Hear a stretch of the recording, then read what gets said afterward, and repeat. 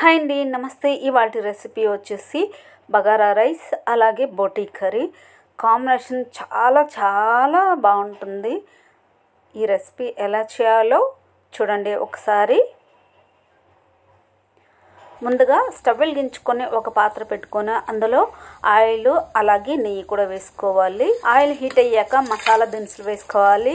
దాల్చిన చెక్క, బిర్యానీ ఆకు, లవంగాలు, మిరియాలు, సహజీరా, అలాగే చిన్న లవంగాలు, పెద్దవి, మరాఠీ మొగ్గ, స్టార్ ఫ్లవర్ అన్నీ వేసుకొని ఫ్రై చేసుకోవాలి.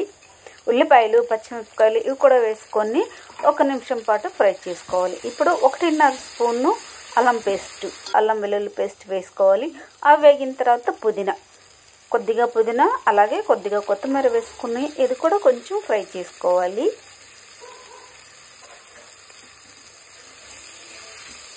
చాలా సింపుల్ రెసిపీ. బగారా రైస్ చాలా తొందరగా అవుద్ది.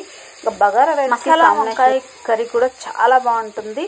నేనైతే బోటీ చేస్తున్నాను చూడండి. ఇప్పుడు మసాలా అన్నీ ఫ్రై అయిపోయినవి.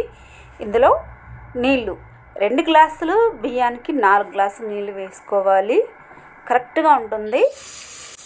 బాస్మతి రైస్ అయితే మాత్రము 3.5 గ్లాస్ వేసుకుంటే సరిపోతుంది. తగినంత ఉప్పు కూడా వేసుకొని కలబెట్టేసి మూత పెట్టుకొని ఎసురులు తెరలనివ్వాలి. ఎసురు చూసారా చక్కగా తెరిలిపోయింది. ఇప్పుడు ముందుగానే నేను 1/2 అవర్ పాటు బియ్యం శుభ్రంగా నీట్గా కడిగి 2-3 సార్లు కడిగి నానబెట్టానండి. నానబెట్టేసి నీళ్ళు లేకుండా వడకట్టేశాను. ఎందుకంటే ఎసురు సరిపడ పోసాను. ఇందులో ఎక్స్ట్రా నీళ్ళు ఉంటే అన్నం అనేది మెత్తగా అవుతుంది. ఇప్పుడు మరుగుతున్న ఎసురులో బియ్యం వేసేసి ఒకసారి కలబెట్టి మూత పెట్టుకొని ఉడికించుకోవాలి. చూడండి రైస్ అయితే అయిపోయింది. ఇప్పుడు కాంబినేషన్గా బోటీ తయారు చేస్తున్నాను. ముందుగా ఒక కడాయి పెట్టుకొని కడాయి వేడాక కొబ్బరి, ధనియాలు, మిరియాలు, ఇలాచి, దాల్చిన చెక్క వేసి ఫ్రై చేసుకోవాలి. దోరగా వేయించుకోవాలి. ఎక్కువ వేయించకూడదు, లైట్గాను. ఇవి వేయించిన తర్వాత పక్కన పెట్టుకోవాలి. ఇప్పుడు అదే కడాయిలో ఆయిల్ వేసుకోవాలి. ఆయిల్ హీట్ అయ్యాక ఉల్లిపాయలు, పచ్చిమిర్చి ఇవి కూడా వేసి వేయించుకోవాలి.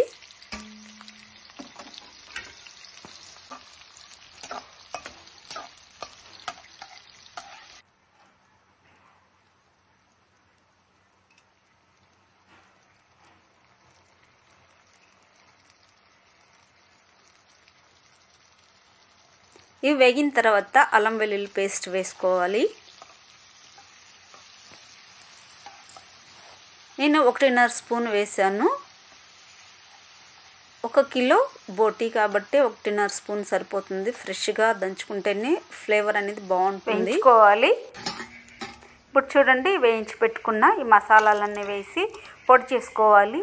చల్లారనిచ్చాకే పొడి చేయాలి.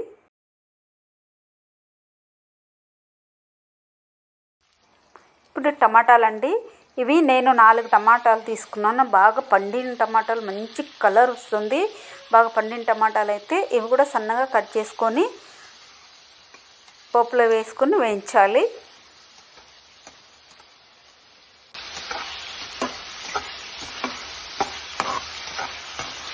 బాగా గుజ్జులాగా అయ్యేలాగా ఉడికించుకోవాలి. ఇప్పుడు నేను బోటీని ఎప్పుడైనా కానీ వేడి నీళ్ళల్లో వేసి క్లీన్ చేసుకోవాలి. ఒక 2-3 సార్లు మంచిగా బాగా క్లీన్ చేసుకుంటే స్మెల్ ఉండదు. వేడి నీళ్ళలో కొద్దిగా పసుపు, కొంచెం ఉప్పు, ఒక ఉల్లిపాయ కట్ చేసి వేసుకొని ఒక్క పొంగు రానివ్వాలి. అప్పుడు క్లీన్గా అయిపోతుంది, నీట్గా ఉంటుందేను. ఇప్పుడు ఉడకబెట్టుకున్నాను. ఒక 2-3 విజిల్లు వచ్చేలాగా ఉడకబెట్టి పక్కన పెట్టుకున్నాను. ఇప్పుడు ఉడికిన బోటీని చూడండి. మసాలాలన్నీ బాగా ఉడికిపోయినాయి. టమాటాలు ఇంకా ఉప్పు, కారం నేను ఇంకా ఏమీ వేయలేదు.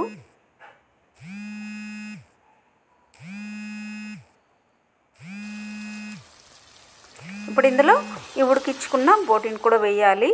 వేసేసి నీళ్ళన్నీ వినికిపోయేలాగా, కొద్దిగా నీళ్ళు ఊరుతాయి ఉడికించుకునేటప్పుడు, నీళ్ళన్నీ వినికిపోయేలాగా ఉడికించుకోవాలి.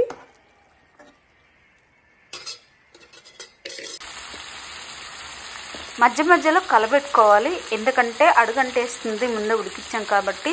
ఇప్పుడు ఇందులో కొద్దిగా ఉప్పు చూసి వేసుకోండి. నేను 1 టీ స్పూన్ వేస్తున్నాను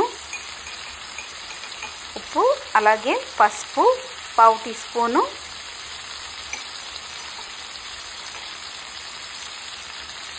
జీలకర్ర పొడి 1/2 టీ స్పూను,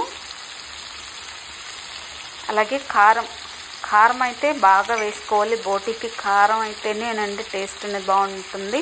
2 స్పూన్ల కారం వేసాను. ఈ కారం ఉప్పు అన్నీ వేసాం కదా, ఒకసారి కలబెట్టుకోవాలి. ఒక 2-3 నిమిషాలు మంచిగా కుక్ చేయాలి.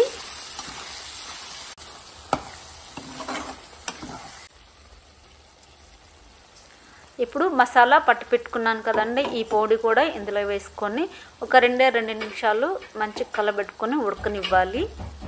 ఈ పొడి వేయడం వల్ల ఈ బోటీ కర్రీకి అయితే మంచి టేస్ట్ వస్తుంది, చాలా బాగుంటుంది. ఒక్కసారి మీరు కూడా ట్రై చేసి చూడండి, చాలా టేస్ట్గా ఉంటుంది. ఇలా ఉండాలండి. మీకు గ్రేవీ కావాలనుకుంటే కొంచెం వాటర్ వేసుకోవాలి. నేనైతే గ్రేవీ లేకుండా చేస్తాను, చాలా బాగుంటుంది. కొత్తిమీర వేసుకుని గార్నిష్ చేసుకుంటే సూపర్గా ఉంటుందండి. జొన్న రొట్టెలో కానీ లేదా మనం నాన్న చేసుకున్నా కానీ అందులో తిన్నా కానీ బాగుంటుంది. సండే లంచ్కి చేశానండి, అలాగే పప్పు కూడా చేశాను కాంబినేషన్ గాను. పప్పు అలాగే బగారా రైస్. ఇంతేనండి మా సండే స్పెషల్ లంచ్. ఈ వీడియో కనుక మీకు నచ్చినట్టయితే నా ఛానల్కి సబ్స్క్రైబ్ చేయండి. Thank you.